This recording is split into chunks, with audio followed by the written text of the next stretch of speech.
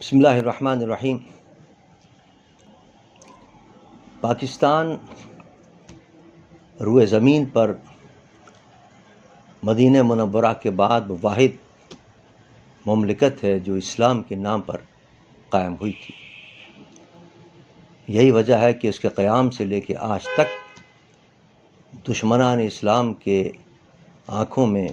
کانٹے کی طرح یہ کھٹکتی ہے اور ان کی کوشش ہوتی ہے کہ کسی نہ کسی طرح اس کو کمزور کیا جائے، اور اس کا ان کی نظر میں بہترین طریقہ یہ ہے کہ ملک کی حفاظت کرنے والی فوج ہوتی ہے، اس کو کمزور کر دیا جائے تاکہ ملک کمزور ہو جائے۔ آپ نے دیکھا ابھی چند ماہ پہلے تحریک لبیک پاکستان کی ریلی تھی، ان کا لانگ مارچ تھا، ان کا دھرنا تھا۔ اس کو ختم کرنے کے لیے حکومت نے یہ پلاننگ کی کہ فوج کے ذریعے اس کو ختم کرایا جائے۔ علماء کا ایک وفد گیا اور پاکستان کے صدر مملکت محترم جناب عارف علوی صاحب سے ملاقات کی، اس وقت کے وزیر اعظم محترم جناب عمران خان صاحب سے ملاقات کی، ISI کے سربراہ سے ملاقات کی، دیگر اہم شخصیات سے ملاقات کی۔ اور اس ملاقات کے اندر میں نے عمران خان صاحب کو کہا کہ آپ نے فوج کو طلب تو کر لیا ہے، لیکن ہمارا تجربہ یہ ہے کہ سن 77 کے اندر جب میرے قائد حضرت علامہ شاہ احمد درانی رحمۃ اللہ تعالی علیہ نے تحریک نظام مصطفیٰ چلائی تھی تو اس وقت بھی بھٹو صاحب نے فوج طلب کر لی تھی عوام کو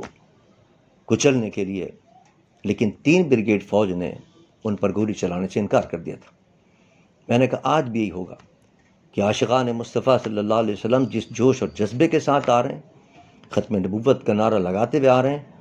ان کو یہ فوج جو ہے وہ مقابلہ نہیں کر سکے گی،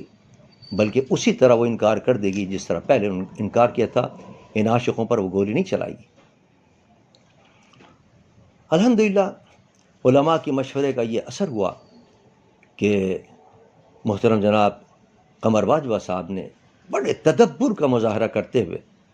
اس مسئلے کو مذاکرات کے ذریعے حل کر دی، ورنہ یہ اگر مذاکرات کے ذریعے حل نہ ہوتا تو بہت بڑی خونریزی کا امکان تھا، اور دشمن کا یہ ایجنڈا کامیاب ہوتا کہ عوام کو فوج سے لڑا کر اور فوج کو کمزور کر دیا جائے۔ آج وہی سازش پھر دوبارہ کی جا رہی ہے